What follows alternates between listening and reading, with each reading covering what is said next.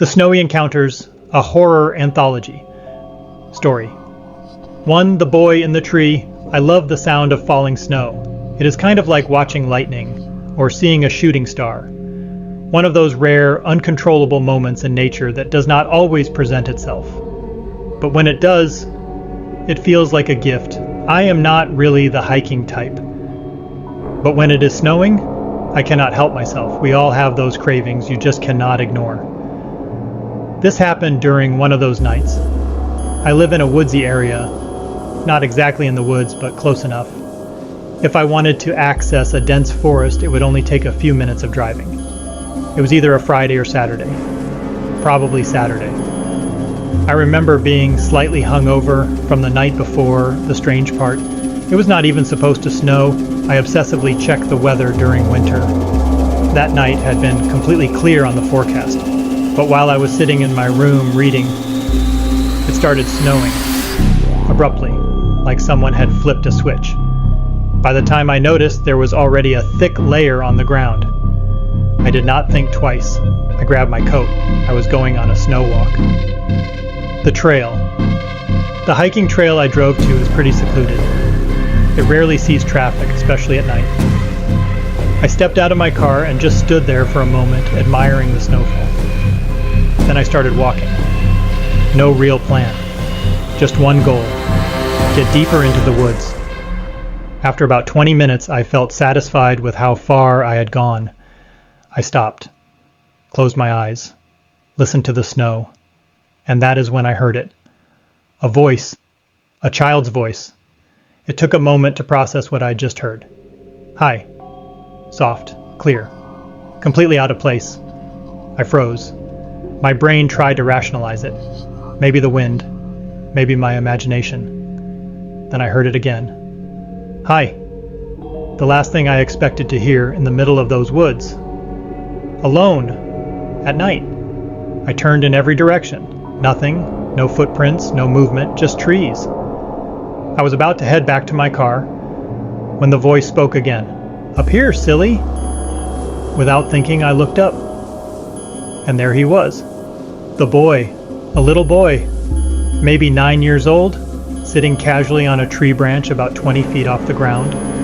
The tree was perfectly straight. No low branches, no ladder. Nothing he could have climbed. He was bundled up for winter and smiling. That smile. It was not normal. It looked like someone who had not quite learned how to smile properly. Too wide. Too stiff. I walked closer, keeping my eyes locked on him. That is when I noticed something chilling. There were no footprints around the tree. None. Which meant he had climbed up there before it started snowing. Meaning, he had been sitting there, waiting, for at least 45 minutes. I asked him how he got up there. He said it was a secret. Then he smiled again. I did not know what to do. Climb up? Call for help? Before I could decide, he stood up on the branch, balanced perfectly, and said, "Watch this." Then he leaned backward and fell. The fall. It was at least a 30-foot drop. I screamed. He hit the ground flat on his back with a sickening thud. There was no way the snow could have cushioned that. I ran toward him. But before I reached him, he sprang up, perfectly fine, and ran deeper into the woods, laughing, not giggling, cackling.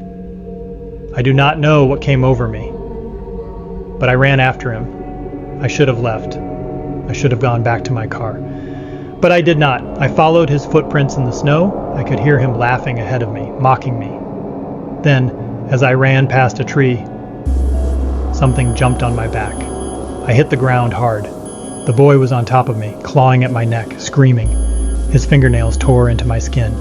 I felt blood, warm against the freezing air. I grabbed him blindly and threw him over my shoulder with everything I had. He hit the ground, stood up instantly, and ran off laughing. This time, I did not chase him. Aftermath. My hands were shaking. Blood soaked through my fingers. I wrapped my hat tightly around my neck. The next 20 minutes are a blur. The next thing I remember was the back of an ambulance, then police officers. I told my story over and over. They searched the woods, found nothing. Not a single extra set of footprints, only mine. When I went back days later, there was no trace anyone had ever been there. To this day, it is the most unexplainable thing that has ever happened to me. Story 2, the empty snowplow. This happened over winter break my sophomore year of college. I was 19, home alone. A massive snowstorm hit during the second week. By Saturday morning, there was already a foot of snow. By evening, the roads were undrivable. My neighborhood is spread out. Lots of woods between houses. Story 3, the man in the blizzard.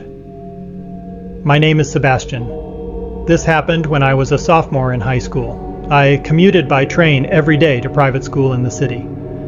One winter evening after track practice, a blizzard hit without warning. We found out ours was the last train running that night. When I got off at my stop, I was the only passenger left. The station was completely empty, just me, and the storm. I crossed the highway, not a single car in sight. It felt beautiful, unreal. Then came the woods. I chose to cut through them to save time. After walking for a while, I looked up and froze.